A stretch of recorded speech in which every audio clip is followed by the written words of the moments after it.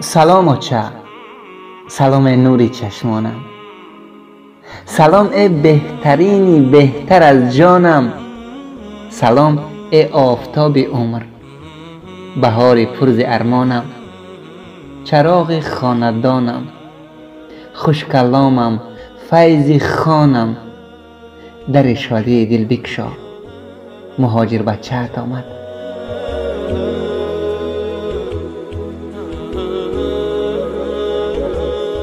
پدر، من در بدر بودم، به پیش 100 خطر بودم، از این دنیای پر از شور دریغا بیخبر بودم، ز دشمن‌های دو صورت دریغا بیخبر بودم، ولیکن هر نفس با هر دعایت در سفر بودم.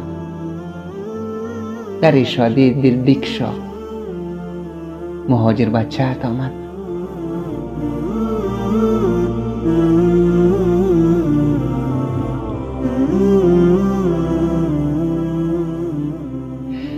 نگارم هر نگاهت به دوری ها کنارم بود، فقط آرزوی دیدارت به فصل دی بهارم بود. نگو که بی وفایی دل، دلم یادی جمالت بود، به گوش من صدای گریه هایت، صدای خنده هایت بود. کشا دروازه قلبت، مهاجر همسرت آمد. کشا دروازه قلبت، مهاجر همسرت آمد.